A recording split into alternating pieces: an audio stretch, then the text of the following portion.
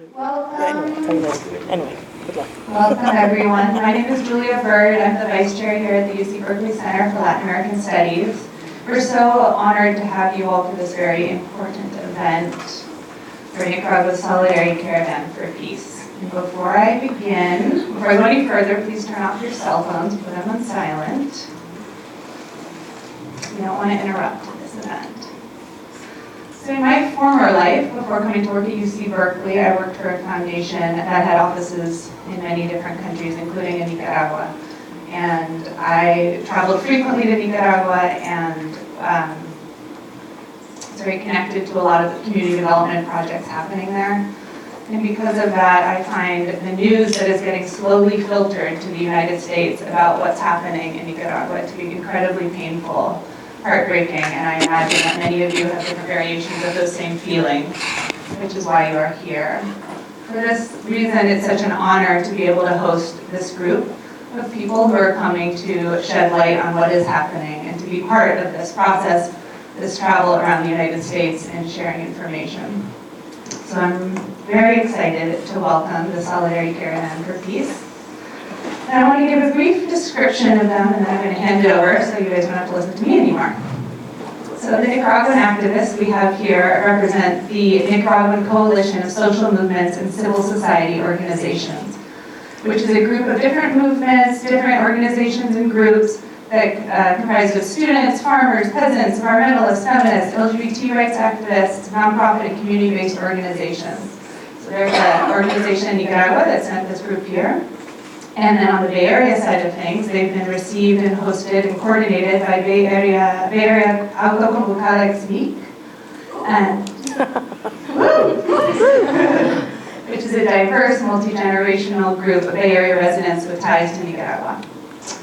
And the name Autoconvocadex, which roughly translates to self-organized, reflects the spontaneous nature of resistance in Nicaragua that inspired the formation of the Bay Area group.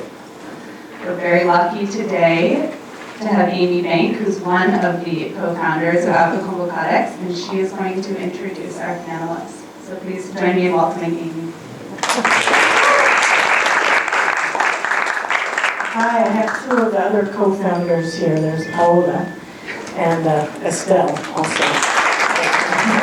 And it's true that it's all spontaneous. We started, all of us have long relationships with Nicaragua when all this started happening. We just got together and started doing stuff. I want to find out, and that's how everything starts anyway, but this feels like, for those of you who will know what this means, it feels like an acid flashback of, in terms of history repeating itself. And anyway, we have these cycles. How many, look, this is a very interesting crowd. How many of you are actually students at UC Berkeley? Okay. And the rest of you, how many of you have visited Nicaragua? Okay. How many of you are Nicaraguan? Excellent. How many of you were in the Solidarity movement, in the anti-intervention movement, and the Solidarity movement in the 80s? Okay. And how many of you are just hearing about Nicaragua, the current situation in Nicaragua as a result of what's been going on these last couple of months? Everybody has known about it before. How many have gone to Nicaragua to go surfing and cheap tourism? Okay, so yeah, we don't have a lot of sandinistas and mochileros. Okay, so anyway, we know that there's going to be a lot of quite a diverse crowd, and in part because Nicaragua, there is a kind of Nicaraguan exceptionalism, which is that people who have ever been or been connected to it stay connected to it for a very long time. And in my case, I moved there in 1985 for a year and just moved back in 2015. So most of my adult life has been in Nicaragua.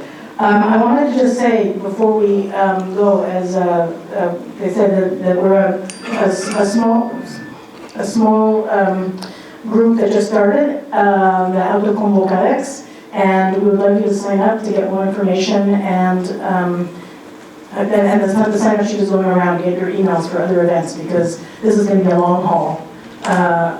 Because even if there's a solution to the current political crisis, the reconstruction and the reconciliation process is going to be very long. We're going to need to talk to each other and do stuff. We also have merchandise in the back, and this is partially to raise awareness, but it's also because we are a self-organized group. We don't have any funding, and we are just trying to do these activities with our own stuff. It's all volunteer.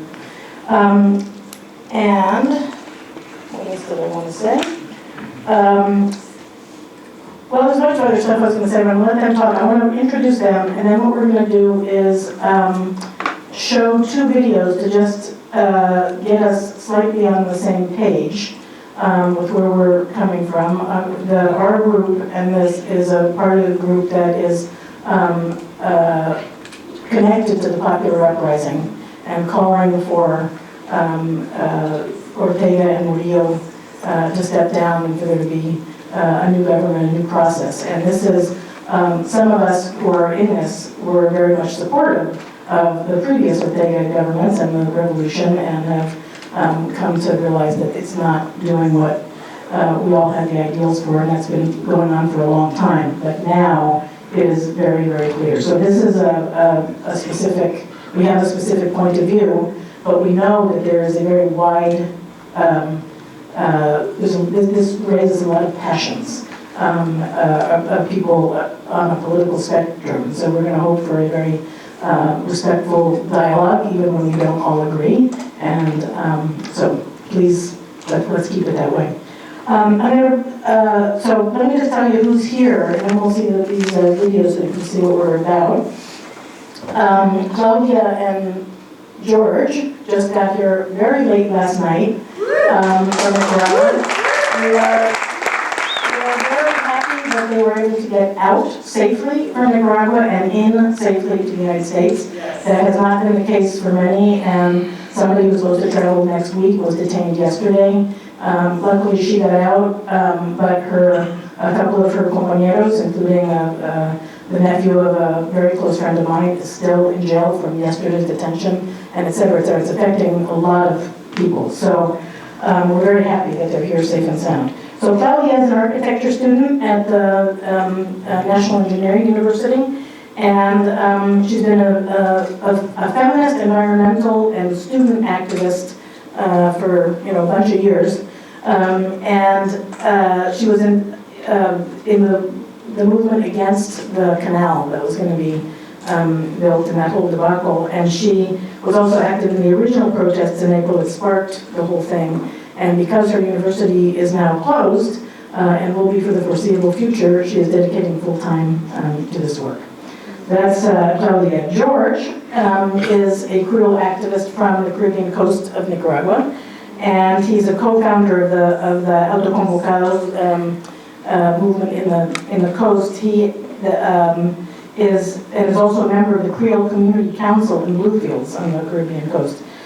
He's an expert and a researcher on issues of gender, ethnicity, and intercultural citizenship, with a ton of years of grassroots mobilization in the Caribbean coast demanding justice around the violations of indigenous and Afro-descendant rights, and also respect for ancestral land rights. And then we have Julio Martinez-Ellsberg, who is part of the support movement of the student movement, which is part of the Civic Alliance that was part of the dialogue that is now stalled or dead or whatever. And he's also, along with George, on the International Relations Commission of the Coalition of Social Movements and civil society organizations.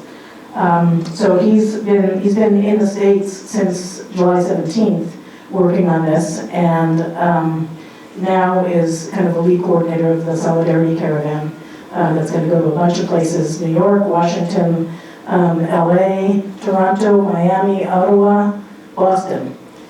So you guys, this is the premiere. So we'll use you as a focus group in the sense that you can tell us how it all goes, and we can improve it as we go along. But this is the first one. So. Okay, let's do the video, and then we'll go to talk to them.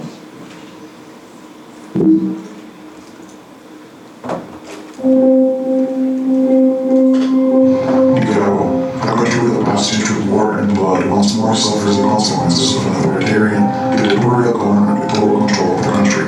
But now, for the first time in its history, Nicaraguans are facing a dictatorship for 11 years in a peaceful way. For 3 months, they have mobilized, organized locally, and resisted using tools of nonviolence and self-defense. April 2018, April the 10th. Hashtag SOS Human protests mean. A few days later, on April 16th, the government of Nicaragua announced reforms to the Nicaraguan Institute of Social Security, an institution broke by corruption and mismanagement of the state. April 18th, protests against the reforms are held in Leon and Managua. The peaceful protests are attacked by government paramilitary mobs armed with sticks, pipes, and bats. The next day, public university students joined protests but are attacked by police with rubber bullets, pellets, and tear gas. When universities occupied and reports to social networks under the hashtag SOS in Nicaragua begin. Protests are reported in Managua, Masaya, Granada, Leon, Esteli, Matara, Caras, Rivas, Chinandega, Oaxaca, and the Caribbean coast. The Sandinista mobs and policemen no longer shoot rubber bullets. Protesters begin to die with precise shots to their head or neck. People defend themselves with guns and protect a homemade murder. As methods of protest against repression, citizens begin to found trees of life, the most characteristic symbol of the regime. Citizens also begin to paint public monuments with the colors of the Nicaraguan flag. President Ortega addresses the nation. He does not mention deaths or police repression. The next day, he revokes the social security reforms, but citizens don't leave the streets. They want justice for the victims killed by Ortega's authoritarian regime. On April 24th, the Campesino movement announced their support and began to block roads. The same day, the Episcopal Conference of Nicaragua announced it has accepted an invitation to mediate in a national dialogue. Hundreds of thousands of Nicaraguans stayed in the streets on April 23rd and April 28th in walkouts called by the Superior Council of Private Enterprise and in a pilgrimage for the dead called by the Nicaraguan Episcopal Conference, respectively. May 2018. Massive processions are organized in Masaya, a city that begins to be the focus of police repression. Students take the largest public university in the country, Managua. Residents of various departments are maintaining and intensifying roadblocks in solidarity with the students who resist. May the 10th. Mothers of victims of the regime organized themselves by creating the Mothers of April movement. The government of Nicaragua approves a visit from the Inter-American Commission on Human Rights. On May 16th, the national dialogue begins. Repression increases in broad daylight. On May the 30th, Mother's Day in Nicaragua, walkouts are convened in support and solidarity with mothers of the victims of the regime. These walkouts, with the highest congregation to date, were carried out successfully and completed peacefully, when, at the end, participants were attacked by pro-government mobs. The attack on the Mother's Day walkouts left at least 16 dead in Managua, Esteli, Chinandega, and Masaya. June 2018, merchants announced civil disobedience. They will not pay taxes to any government entity. Roadblocks throughout Nicaragua are continuously attacked. Hashtag Pepito por Nicaragua takes social networks in response to hashtag Nicaragua Quiere Paz, promoted by the government to spread false information. The Civic Alliance for Justice and Democracy calls a national strike for 24 hours from midnight on Thursday, June 14. The persecution of young participants of walkouts and university segregation increases as the government discredits the latest report on the Inter-American Commission on Human Rights, in which the escalation of violence is denounced and condemned as being biased and lacking objectivity. Police, anti-riot, and paramilitary forces make their entrance to the city of Masaya, firing indiscriminately at people. The next day, the Catholic Church mediates while riot police continue to stalk settlers. In Managua, despite the fear caused by the Mother's Day massacre, people started taking to the streets again. July 2018, the violence and repression by the government continues to escalate, but Nicaragua resists. The fight for justice and democracy continues.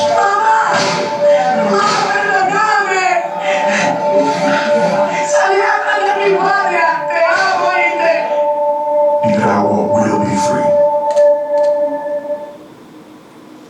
Okay, the next video is just of a recent protest that this group did in San Francisco, our group did in San Francisco, just to show that it's getting low, that the movement, which was a huge movement in the 80s, is now going to start again. So let's see that.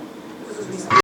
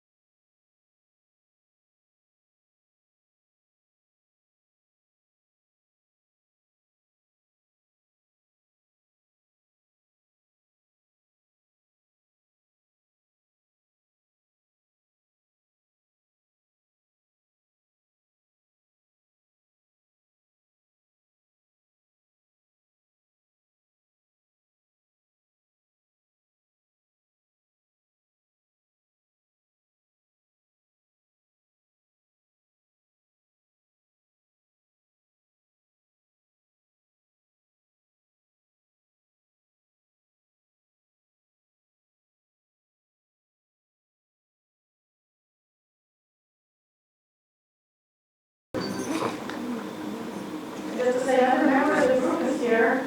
Maybe back there you saw on the screen, but that's okay. Okay, so I guess this is it, George. Yes, testing, man. Buenos días. Muchas gracias por haber asistido el día de hoy a esta actividad. Good morning and many thanks to all of you for being assisting to this activity today. Watching this video is very difficult for us that have been living this, because some of the folks that appear in these videos, we know them personally, and they are locked up in jail because they are being accused as terrorists. Yes, exactly, you heard it, as terrorists. Let me try to give you a short background of what is taking place in Nicaragua. After 16 years of a neoliberal policies, the leftists or the Frente Sandinista seems like an option to take the country out of the poverty it was living in and the privatization of everything in the country. Agreements were made by the Frente Sandinista with all the different sectors, political parties, minority groups, and others.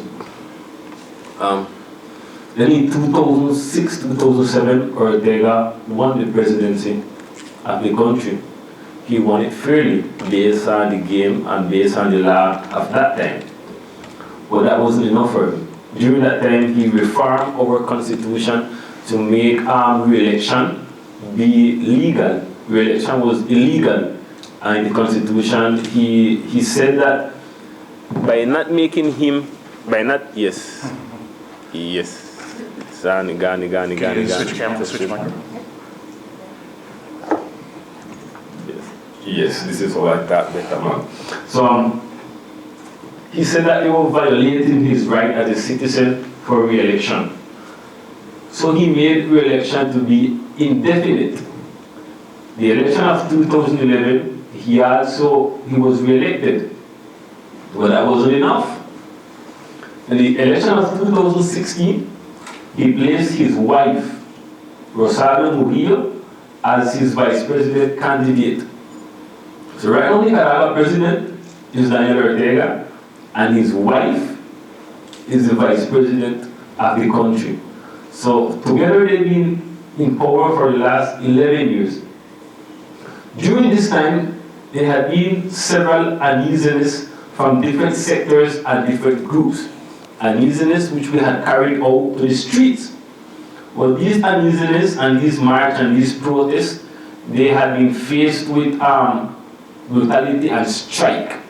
They organized the Juventud Sandinista with the approval of the government and the police. They gave them sticks, they gave them rocks, they gave them guns, and they have them to destroy the protest. This they have been doing with the woman movement, they had been doing with the student movement, they had been doing with the anti-canal movement, they had been doing it with the different mining movement. So for the last 11 years, different groups, different organizations had tried to take over the street and had met with the force from Ortega's government and the Juventud Sandinista with the approval of the police. In 2013, a canal project was approved. In December of 2013, a transatlantic canal was approved. This caused the peasant movement, indigenous movement, and Afro-descendant movement gathered together underneath one accord. And this accord is the derogation of the Law 805, the La Ley del Gran Canal. Why? Because this violated all the framework of protection of indigenous and Afro-descendant groups. It violated the autonomy law. The region where I'm coming from is an autonomous region. It violated the Convention 169 of the International Organization of Labor, which mandates for projects that are to be executed in indigenous and Afro-descendant community should be previously consulted, previously approved by the communities. This was never approved.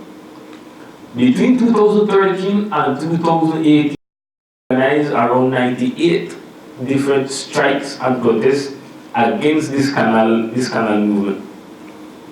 And all the march had been met with violent forces approved by the Sandinistas government. Why I'm mentioning this is because the unrest in Nicaragua didn't happen only in April, didn't start during April. It started before. But April was the final drop that always say overflow the cup. Was the final drop that overflowed the glass. So this made all these different movements, organizations that had been organizing, that had been striking, that had been protesting for the last 11 years, come together and say, wait man, enough is enough. Things is already tough. Because we are living in a totalitarian dictatorship country. Everything that moves in the country moves underneath the figure of two persons, Daniel Ortega and Rosario Murillo. The electoral system, the judicial system, the legislative system, and the executive system. Ortega controls all of these, and these should be independent power. In the United States, if a president approves something and the Supreme Court disagree on it, they can file against it.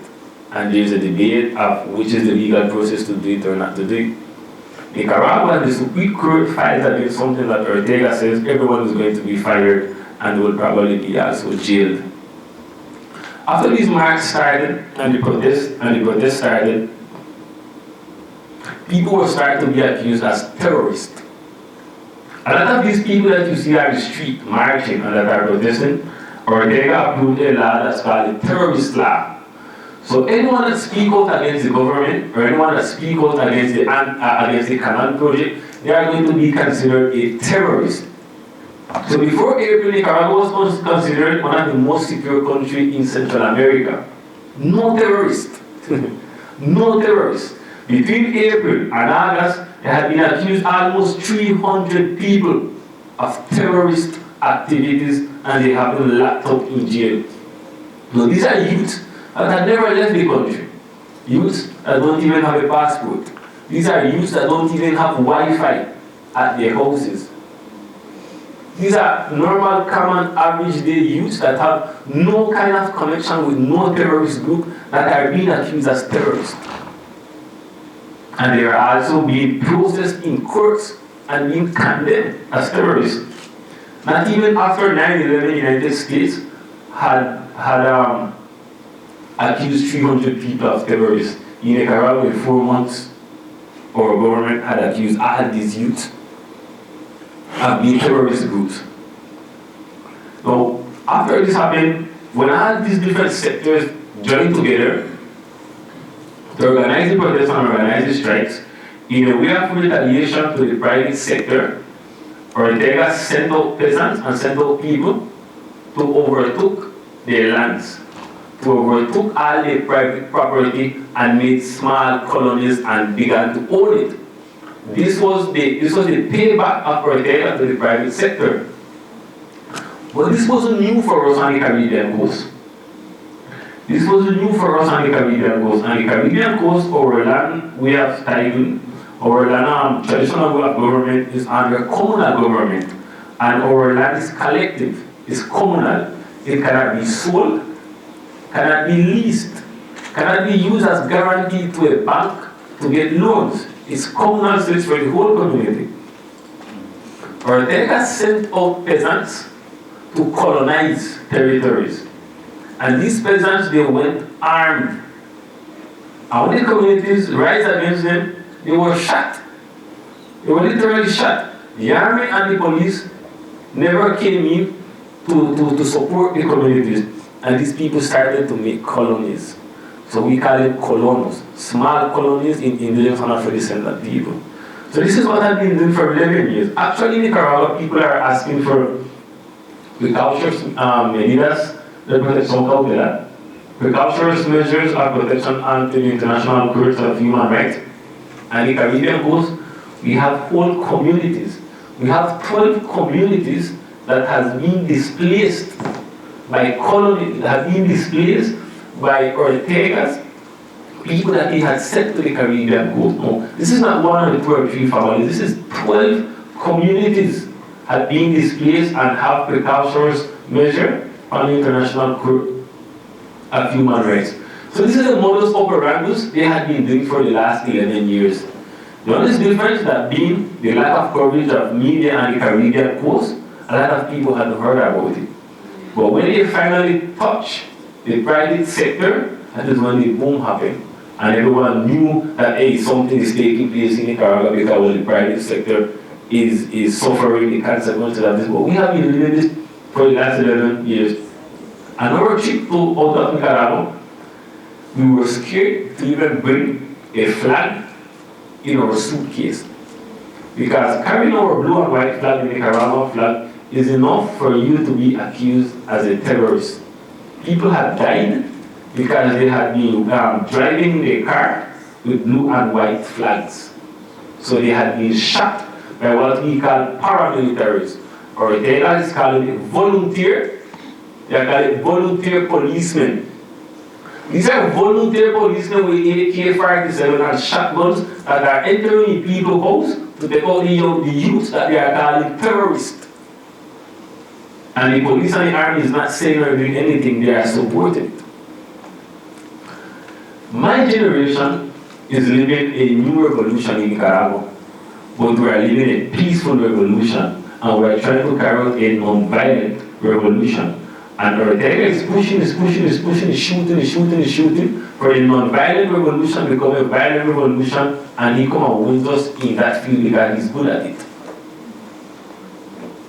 But our position is to maintain this revolution, a non-violent revolution.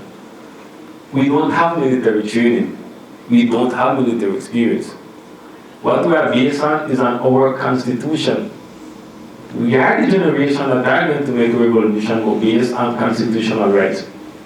Throwing over a dictatorship is not easy, and there is no manual to it. At least they haven't taught us any manual of how to throw a dictatorship. And we have been learning things.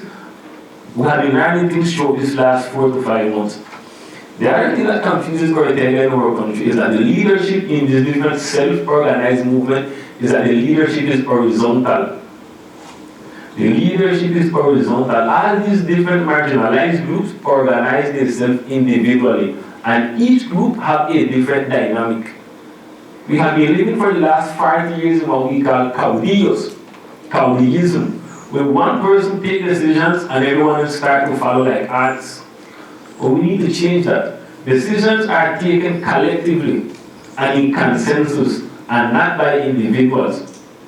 And that's what has Ortega confused. He's saying that the right is financing, that the imperial is financing, that everyone else is financing. Everyone else has the fault besides them. Everyone else in the country and out of the country have the fault of what is taking place in Nicaragua beside Ortega and his wife. The other fear that both of us have is when we go back now, after being around in the US for the following weeks, is to enter Nicaragua. Because, well, there's a possibility of when we enter, you know what would be accused us? Take a guess.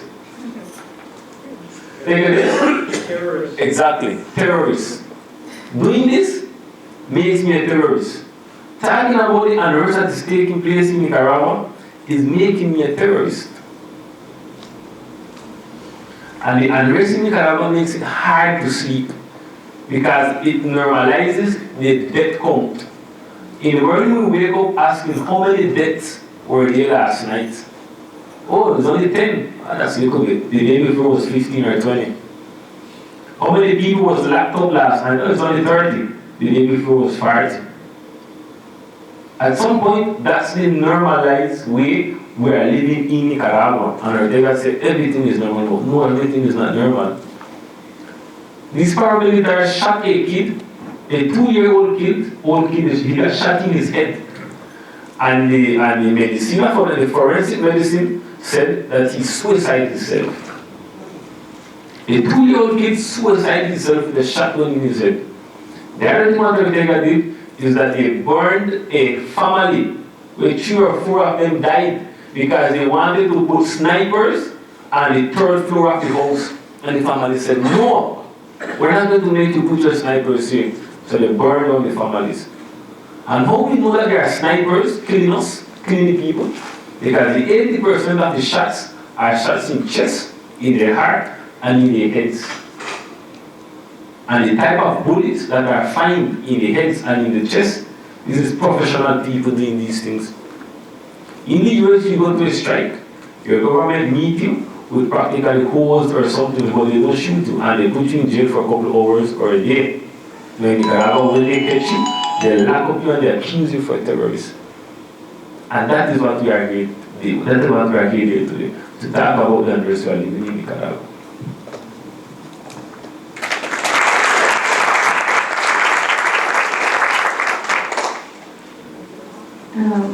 Good morning, George. Is really great talking. I really know. So I write my part with some help of Julio and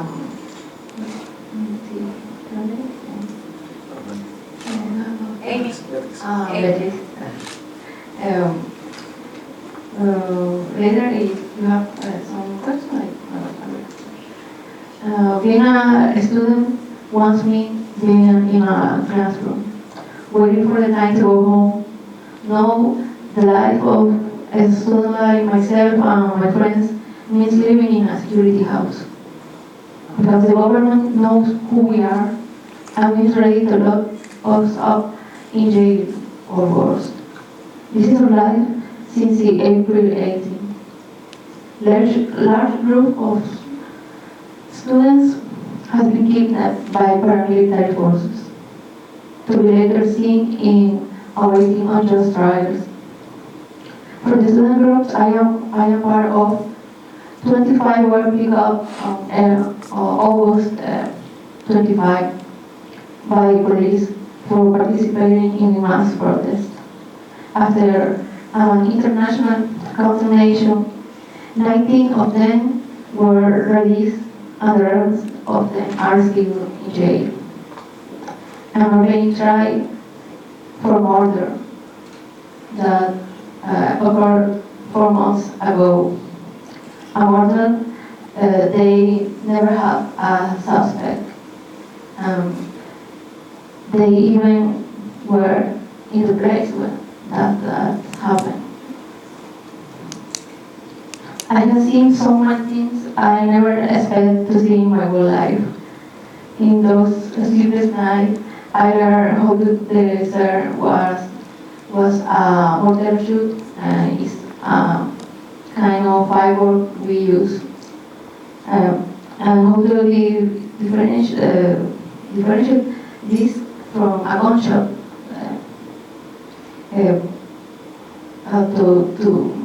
To decide where is a gunshot or where is a mortar shot that we use to communicate.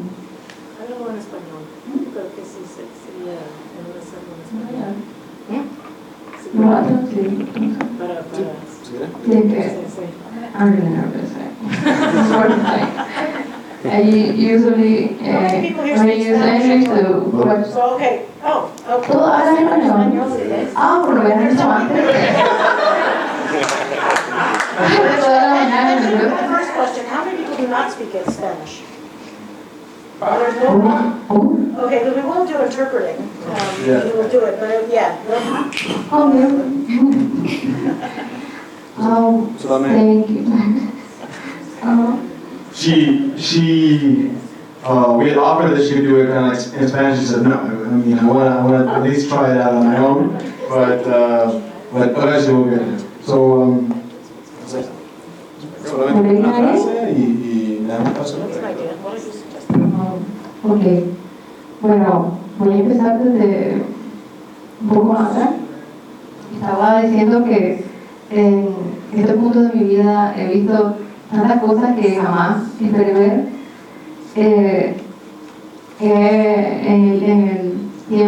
estos 4 meses he aprendido a diferenciar en esas noches de vigilia cuando se trataba de un disparo de mortero generalmente de una señal, un código interno entre los atrincherados y los tranques que teníamos para saber que todo estaba bien, a diferenciarlo de un disparo de un arma.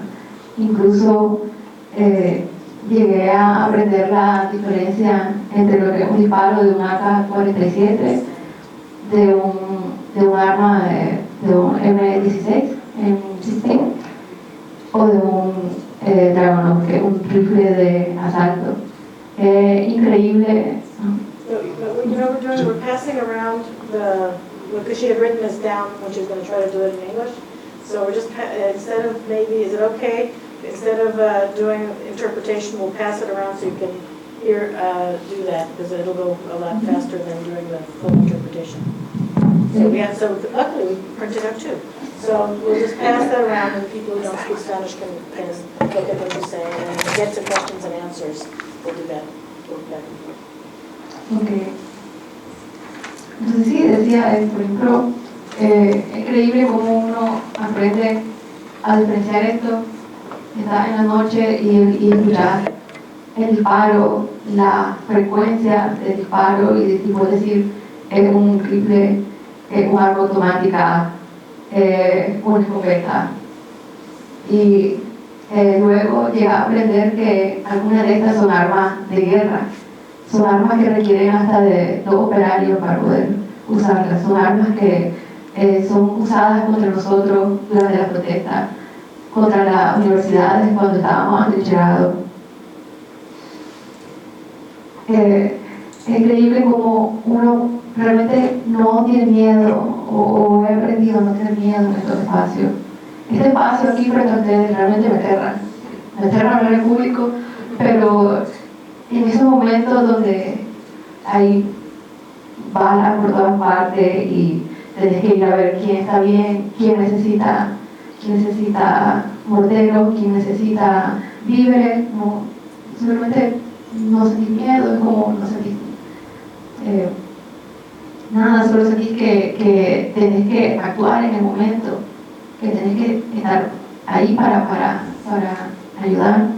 Entonces durante toda esta crisis es increíble la cantidad de gente increíble que he llegado a conocer, que jamás creí conocer, ese espíritu inmenso de la gente que sinceramente pensé que estaba perdido en todo este sistema de corrupción. Y cómo he llegado a conectar con otra gran cantidad de personas que tenían estos mismos pensamientos, estos mismos sentimientos y esta misma disposición por la patria, que es lo que me ha llevado a estar aquí en este momento y que para mí ahora son casi parte de mí, son parte de mi familiar al final. Nuestra lucha realmente es pacífica. Nosotros hablamos mucho dentro del movimiento estudiantil y llegamos a la conclusión de que nosotros somos los hijos de las víctimas de la guerra civil. Nuestros padres ya vivieron una dictadura que todos la conocemos y la vemos reflejado en ellos hasta el día de hoy. Esos traumas y esos horrores con los que aprendimos a vivir nos han enseñado que no queremos vivir de esa manera, no queremos vivir viendo el sufrimiento de otras personas sin hacer nada por ello. Entonces, nuestra lucha es para recuperar tanto la autonomía de nuestras universidades, para recuperar la seguridad en el campus. Puedo decirle que no soy capaz de acercarme a mi universidad por seguridad desde hace meses. Nosotros sabemos que tenemos que luchar por todas esas causas que son justas, por los adultos mayores, por el medio ambiente, por todas las personas que han sido asesinadas y que siguen en la impunidad. También por esas personas que son usadas por el gobierno, porque sabemos que el Estado es increíblemente cruel y usa a las personas como instrumento de su causa, pero no como seres humanos. y estamos muy firmes en nuestra demanda al día de hoy. Nosotros queremos cambios en el sistema político, queremos una limpieza de estas figuras que se dedican a arruinar lo que es nuestro hermoso país y que han sido quienes deciden el futuro por todos estos años. Nosotros, y sobre todo, realmente queremos recuperar la seguridad que teníamos en ese sistema que había sido hecho para protegernos, no para reprimirnos. Al día de hoy puedo asegurarles de que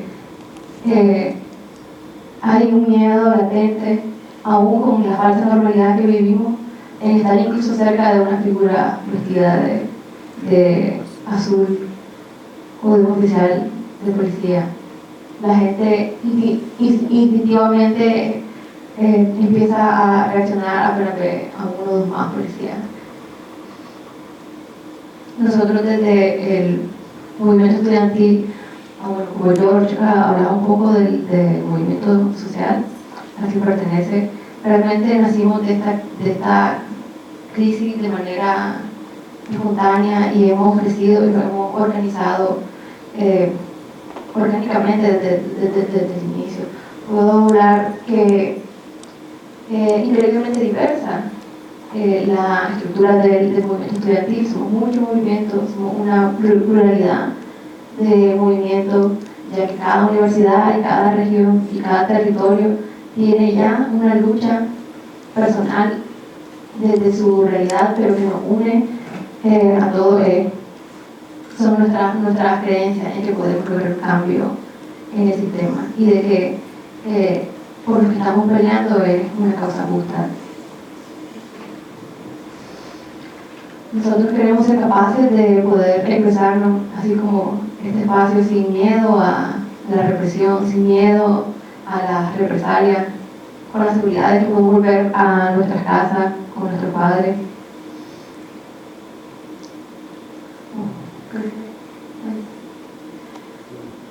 Si podría agregar algo más a esto, fuera de mi discurso que he estado traduciendo paradójicamente, es que en este momento de Nicaragua, realmente ver ese video fue muy, muy fuerte.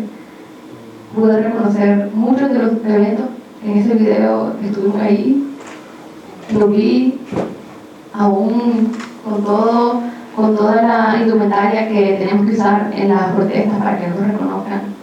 Aún uno puede reconocer hasta por un pequeño rango a tus amigos en los videos. Y es difícil repetir esto cada vez. Cada vez está a 4 meses y parece surreal la manera en que nos dispararon, por ejemplo, el 28 de mayo.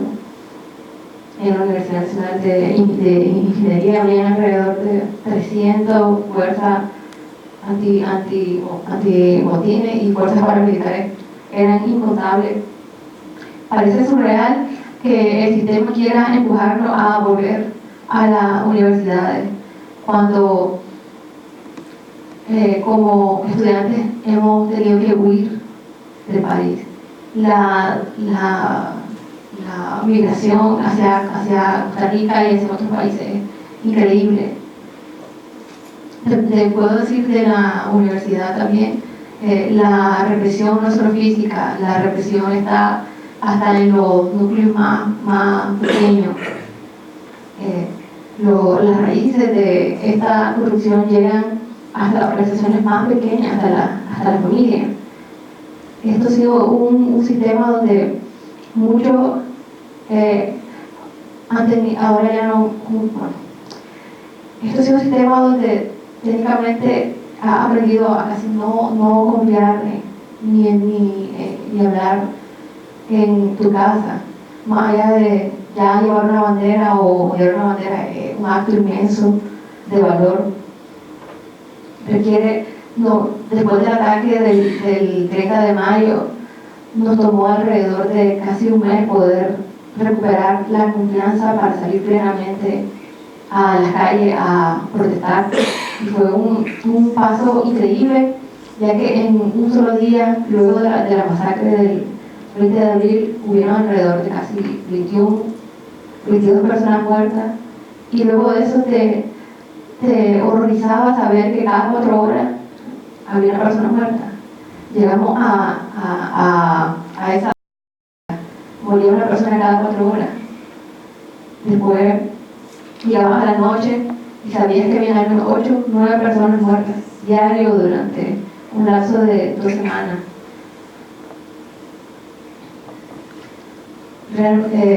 Lo que hemos vivido hasta hoy, a ojos de los medios, pues, ha sido un poco gratificante para nosotros saber de que en un punto la atención internacional realmente está empezando a tomar pasos a tomar acciones en nuestra situación, que ya luego existió en algún momento con ese fin, y sabemos ahora que no podemos quedarnos sentados esperando, y somos totalmente reacios a cualquier tipo de intervención física o violenta, pero que realmente estos espacios donde puedes denunciar, donde puedes llegar a ciudades a expresar lo que está ocurriendo, son vitales para el futuro de nuestra lucha. Y por eso estoy aquí y estoy muy agradecida de estar en este espacio. Gracias.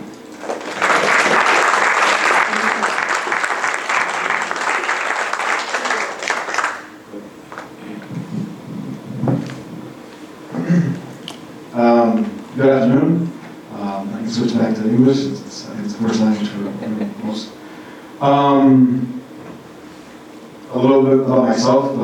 Question about the accent. I'm half American. My mom went to Nicaragua for the revolution. She stayed there 20 years.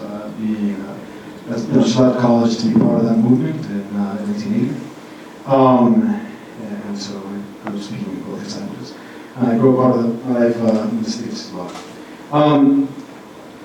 So my role in all of this has been that since everything started in the first few days, and when we started seeing everyone being attacked on social media, including our friends who would tell us at night that they had to, what walls they had to jump in order to run away from police and all that, just for protesting peacefully. There was a pretty widespread sense that something had to be done and we had to help them. And at the same time, there was also kind of a sense that you couldn't stop as well. You couldn't take this from your government. You had to keep on protesting until there was some sort of agreement from their side as well, that there was some sort of guarantee that this wouldn't happen again, and that the people who had abused their power would somehow reach some sort of justice. And that's a lot of what pushed those protests to continue and grow larger and larger. And as they grew larger, the repression grew as well. To the point where in the first few days, one day there were 20 dead. On the third day.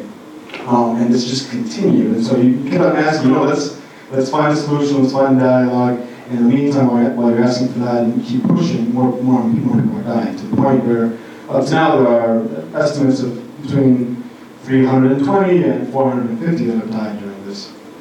Some of those have been on the police officer side. About 22 police officers have died during this, especially when they have attacked the blankets. And that has to be said, because all of these deaths, none of these deaths should have happened. But those deaths also happened. It's a very small percentage of that, and there's only people who were doing the attack. So we don't justify this at all, but that's what question. So I became part of it. I found a group of students that were organizing. Because I'm a bit older, I said, I'll help you in the organization, find you safety, because I had a card somewhere that was just like, hey, it helps get to a meeting and without being seen. Kind of starting in that way, and just helping them in any which way possible, and moving up to helping organize. Then I went into what is the Coalition for Social Movements, which is a group where the peasant movement, feminist movement, student movement, platform for NGOs all came together and said, hey, we have all been mobilizing at a grassroots level, but we have to have a unified voice. So even though we have, so let's right now set up a kind of a common space to work together. And so I joined them and have been part of that since, both thinking about what our message from the outside are, and the inside. And so that's been my role in all this, and now kind of helping organize this caravan, because part of what the government wants right now is after they kill so many people and after the roadblocks are done, to say, hey, there aren't that many killings anymore, so everyone can look away now. And this is not something that should be involved anymore. And we have to tell you from our experience that our friends are still in jail, and that the repression will continue, and people will continue being arrested just for expressing themselves. And we really do need that people at the international level understand that there was a reason for international human rights conventions and international human rights groups. It's so that when there's a group of weak people that are being oppressed this way from a more powerful, say, state or organization, then all of us can raise our voices. And that's what we're here to ask for, to talk kind of directly. Now, part of what my message is in this space is that often I think there is we get some sort of pushback from people that think that this government is a little pro-poor, it's done good things, it's left, it's progressive and all that. And so I think that that's also a conversation that's really worth having openly, because we also know that there's a lot of reason why some people think that, and so we want to address it directly. And so maybe I have a few points on that. One is that perhaps when you talk about progressive, you have to think first about grassroots movements and the respect for grassroots movement, and seeing kind of popular mobilization as the most important thing, the basis, the social movements. And this government is an enemy of all social movements, as George has been pointing out. All the ones that have come out, they see them as a threat. Anyone who does not respect this very vertical perspective that they have on ruling. And so they've been attacking them for the past 11 years. Also, when you think about progressive, you think about, okay, people at the local level can make their own decisions. People can organize locally, get into politics. And in a country with very high levels of poverty, you know that when people organize on their own, they will come up with policies that are pro-poor, things that will be horizontal, that will seek social justice. However, the decisions are all locally made. There is no municipal autonomy. The decisions for what is being spent at the municipal level are being decided from the presidential house. There's no autonomy for the Caribbean coast. There's no autonomy for the universities, who by law have autonomy to decide who gets, what decisions are made inside, what their policies are for education of our next generation. All of that is centrally decided. Another thing you can say about progressive politics is that normally you would focus on what are you spending on? Are you somehow breaking down the structure where the traditionally powerful are now less powerful, and that there is more power at the basis? Well, in the past 11 years, there hasn't been any kind of tax restructuring, anything of the sort that would make, say, the private sector pay their fair share. Most taxes in Nicaragua come from a value-added tax, meaning that it's paid for by regular Nicaraguans. There haven't been any kind of reforms because when the government came in, they came in with with international aid, about $5 billion from Venezuela, that did not go through the national parliament. Hundreds. 500,000. 5 mil millones. Sí. Yeah. Right, so it's $5 billion over during this period, which was at the highest level about $500 million per year. So it's about $5 billion in total. And they said, okay, so I'll receive this. These are loans, and the loans that didn't go through Parliament would be used by the party through a separate private sector to say, okay, now I'll pay for whatever I want without any kind of oversight. Most of that money was used by private enterprise. Part of the model was to say that we will make these enterprises to make it sustainable, and then part of it will go through some social programs with no oversight as to what the criteria are for receiving them, and it became a way for the party to distribute these loans in the way that they saw fit. There are people from the party at the local level who help make a list of anyone that's organizing against any kind of political policies, and those people can decide who can get any kind of support and who doesn't. That is part of the way that this is structured, and I would hardly say that that's something that we would idealize as progressive. Because they have this money, they've also been ruling with the private sector for the past 11 years. They've had a deal, and that's worked very well for 11 years, where a lot of decisions will be made jointly. And that way, the private sector also would never get involved in politics. With all the power grabs of taking over every single one of the powers of the state, there would be no one to say provide counterbalance or fund any kind of opposition. So the private sector has always been together with them. And in exchange, they get no raises in taxes or anything else. I think in many cases you could call this a corporativist model. One in which there's simply a deal between the traditionally powerful in the country and the new political elite that is organized against popular mobilization in the country. And that's the structure that we have in Nicaragua. Let's see, as in terms of social investments, which are an important thing, say the investment in education is about the same percentage of budget as it was during the right-wing governments, which for government called socialist is disgraceful. They broke the social security system. I mean, the part of the problem was that now, as up to 5 years ago, there was a huge surplus. Now there's a massive deficit, and that's because once the Venezuelan oil money started going down, they started dipping into that, giving themselves loans, either in the government or in the private sector with no oversight, and making it so the social security system is now near broke. That's why they had to make those, they really do have to have some sort of reforms or find some sort of way of paying that money back, otherwise the system might break any day. And that's an issue that still needs to be solved. What else? Other investments, and most of the social investments in terms of social programs were paid for with the loans, and once the loans went down, since you did structure into your government, then those programs disappeared. Most of them disappeared by January 1st, 2017, right after the election. So that is much of the reality of what we had as government.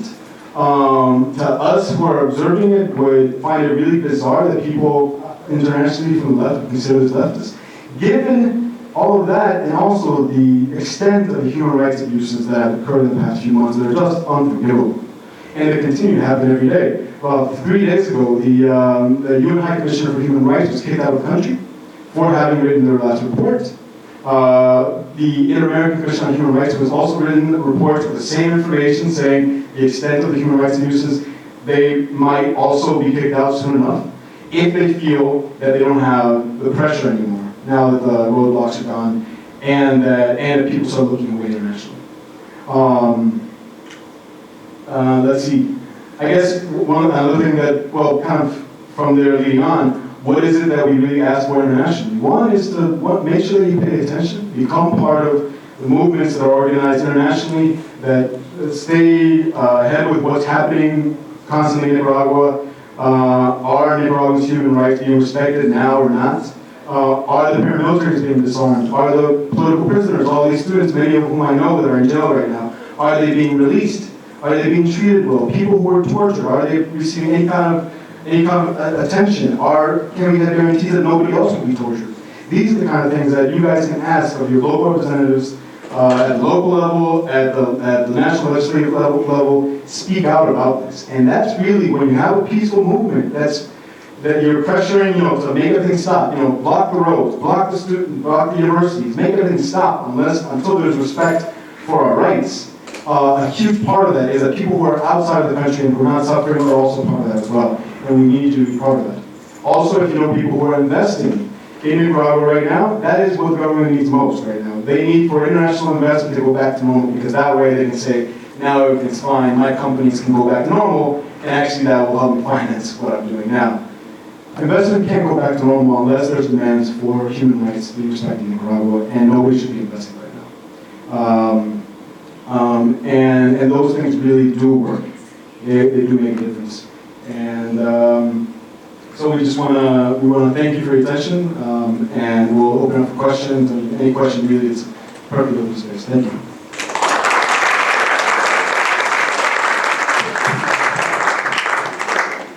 Thank you so much to our panelists, and we have time for a couple questions. Let's start in the back. Yeah. So I'm older, and I lived through the time the United States got involved in the protests against Allende secretly. And so there were mass protests in Chile against Allende, and eventually he was toppled, and we got a horrible dictatorship took over. But it was mass protests. I mean, there really were lots and lots of people coming out to protest against Allende, stimulated by the United States. The thing I can't do is, how can I tell the difference? How can I know that what's happening is not you know, we don't have Trump who's horrible behind all this, pushing this. How do we know?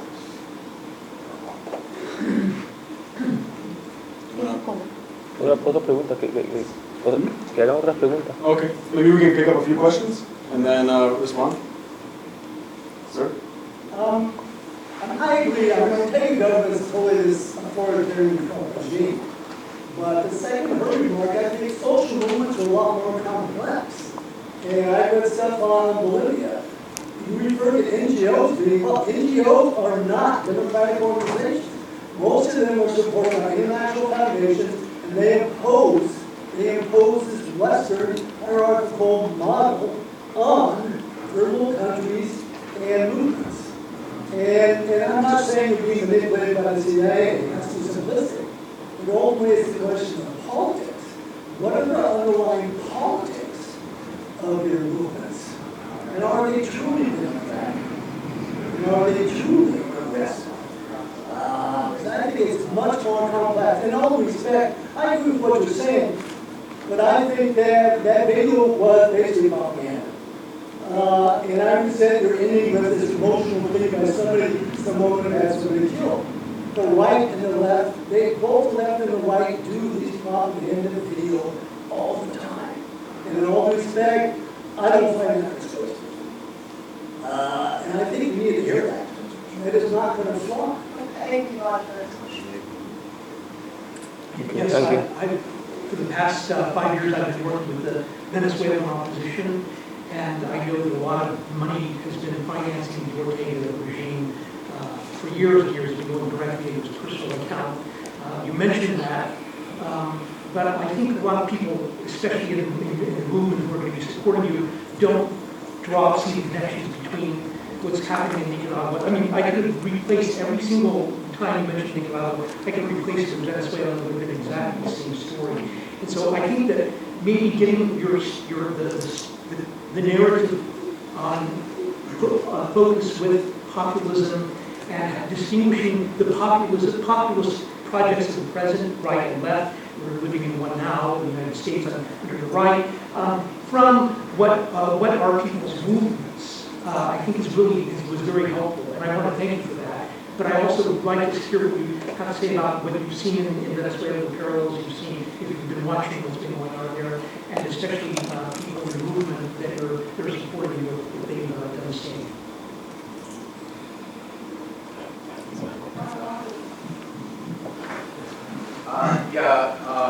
I missed the movie, I'm sorry I didn't catch that, but I actually am very skeptical of what I heard here today.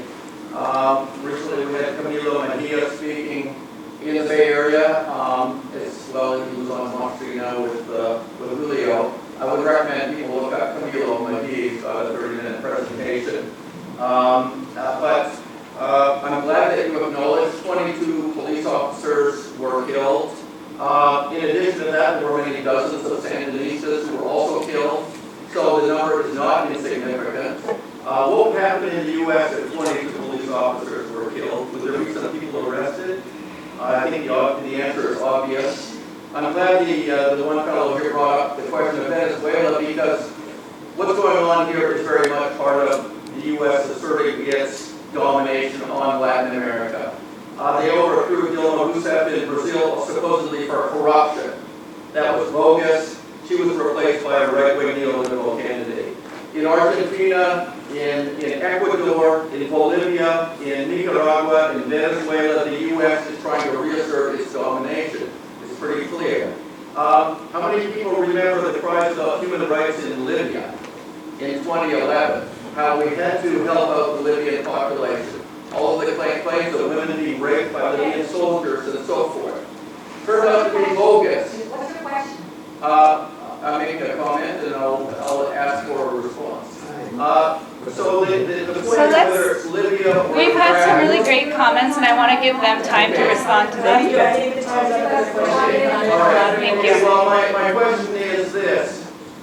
Given the use of human rights to promote U.S. intervention in the last 8 years in particular, do you think there's any relevance to that, considering, again, 22 police officers killed, Thank many you. dozens of Sandinistas killed in Nicaragua. This is not peaceful. There are peaceful protesters. There Thank are you, also sir. violent protesters. Thank you for your question. I have finally. Excuse me.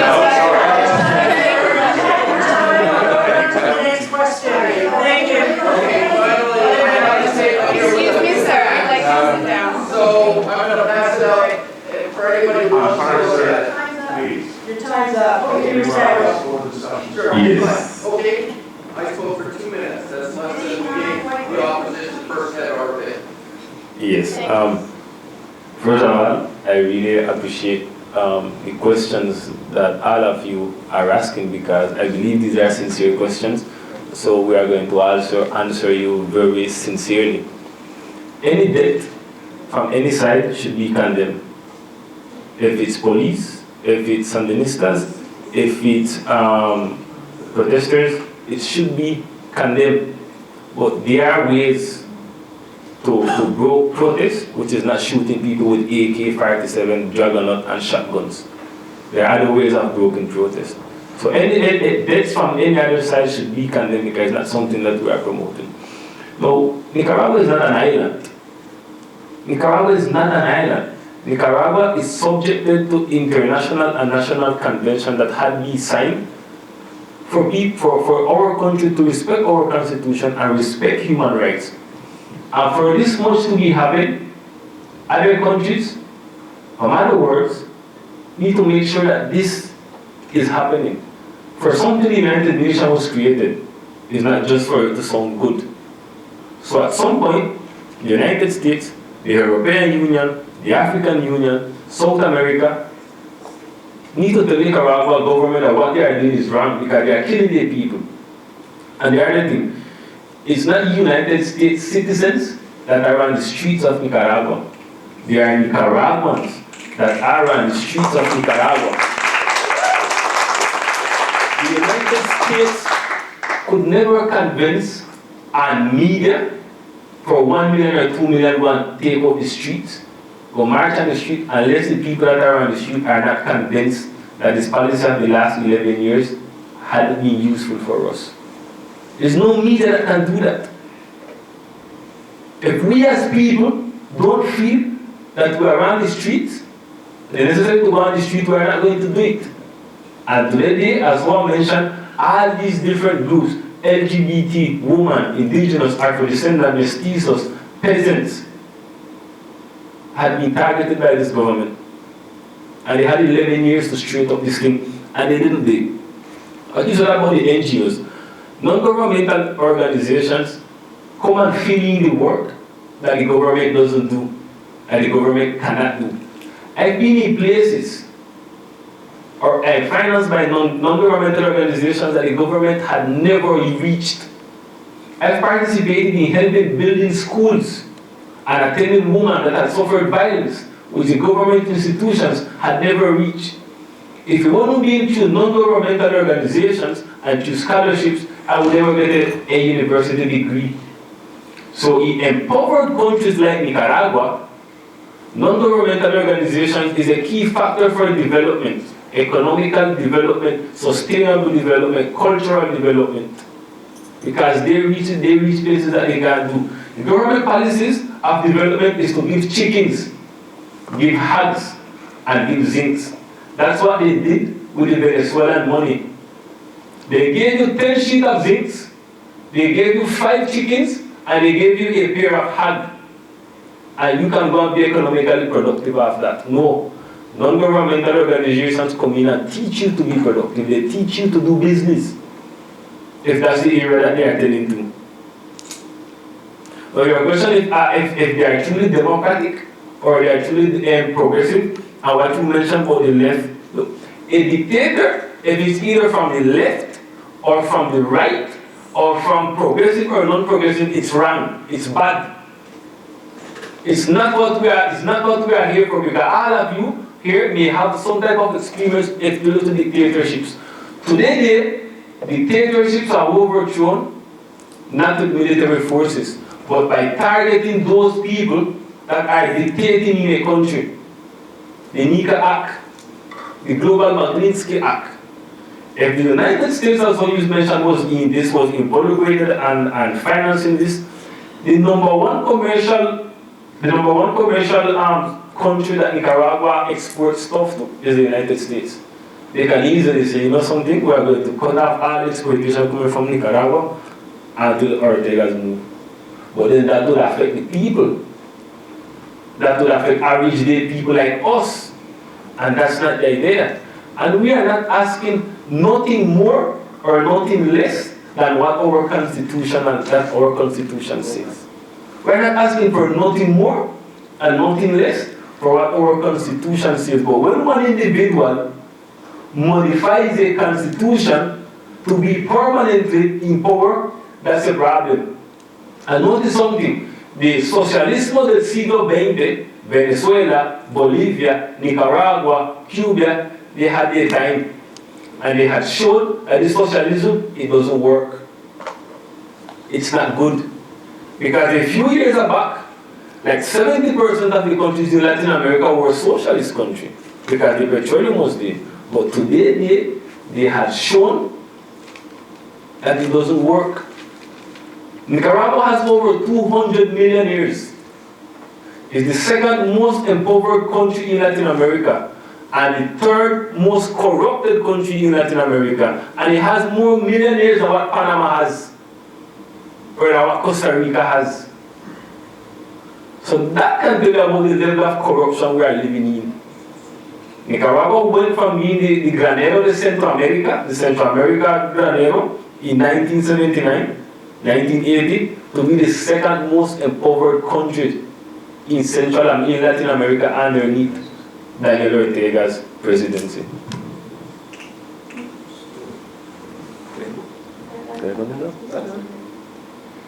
Bueno, con respecto a si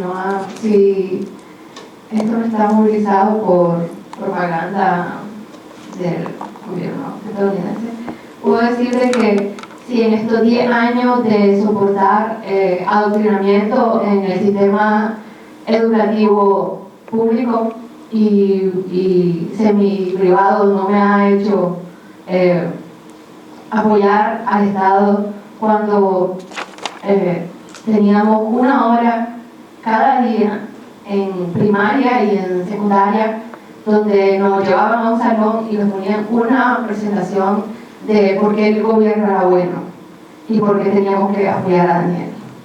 Y se volvía mucho más intenso en tiempos de elecciones. Si toda esa propaganda que teníamos que soportar a diario, si todos esos afiches que llenaban nuestras aulas de clase, nuestros libros de texto, si todas las modificaciones a nuestros libros de historia, a nuestras festividades, incluso a toda nuestra cultura, no nos hizo apoyar a Daniel, no lo va a hacer una propaganda en 2 meses.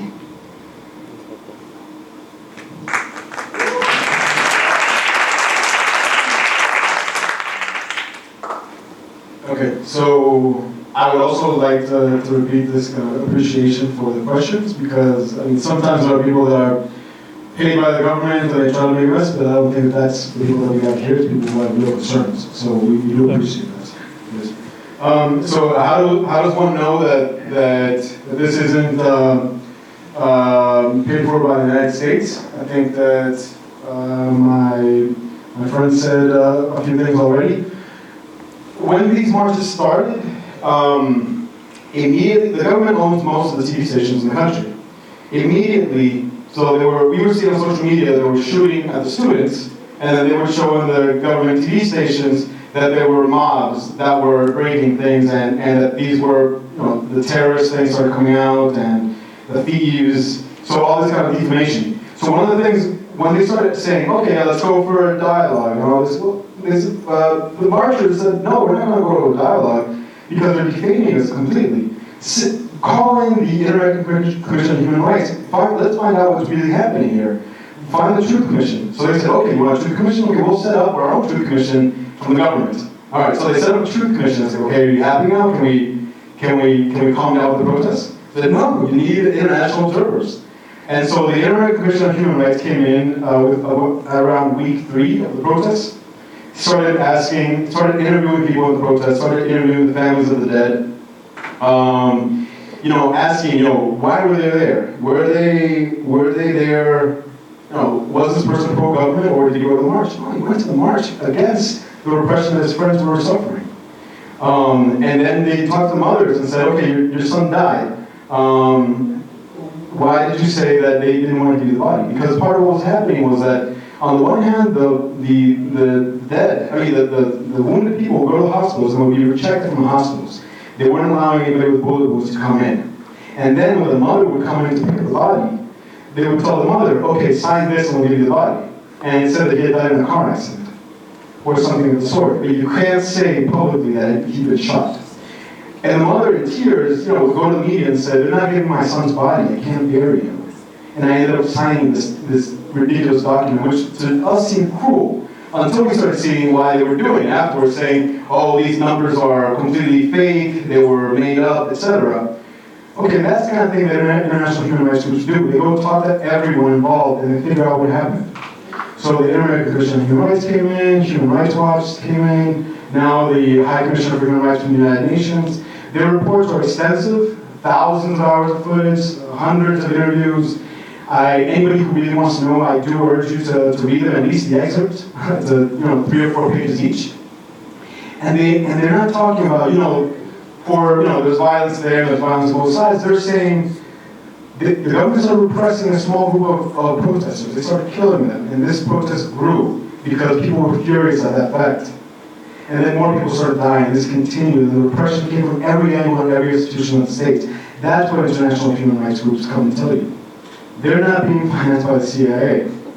And then any reporter that's come in, reporters from, 20, 30 institutions come in, they go to the roadblock, they take footage of everyone around there, and they see these kids with mortars, which are fireworks. And that's what they're using to ward off the police.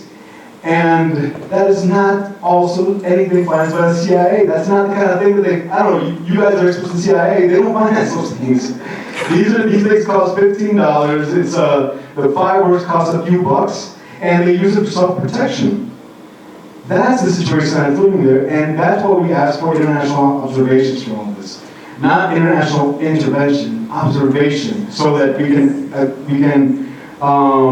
can address these real concerns that you may have. The politics of it, I would consider myself more to the left than many of my friends, but this movement is not left or right. It's people who have decided not to accept this from any government. They said that we will talk about left and right and what our policies are and what the role of the private sector is. Once we are safe, and once we think that we have a role in our government and that our government really responds to us. And we'll talk about left and right afterwards. Right now, stop the repression, let go of the prisoners, disarm the paramilitaries, and just let us organize and let us have our freedom in our own country.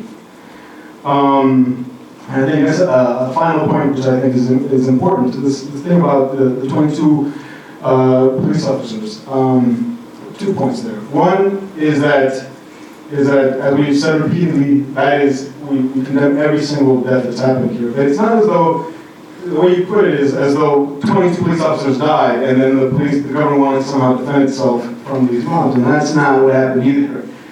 People have been dying over 4 months, about close to 400, and along the way there have been deaths from police actions, which we condemn as well. But out of 422 is a very small percentage. We hope that you will also be as angry about the others as you are about that. Sandinistas, just a final thing, Sandinistas are everywhere. Sandinistas, the Sandinista movement in the 1980s and the mystique around the movement in the 1980s has been handed down to all our generations that thought that many people that are my age and younger think that many people from that area were heroes. And they could happily call themselves Sandinista, and at the same time will not tolerate this kind of thing from the government. So sometimes the government will say, hey, there are Sandinistas dying. And then the international human rights groups go ask, okay, so how did Sandinista die? Well, he was killed by the police.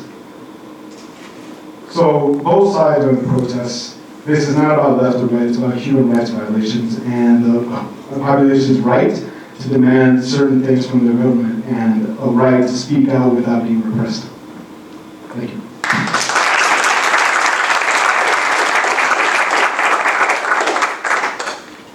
Please join me in one more round of applause for Nicaragua's Solidarity Caravan for Peace.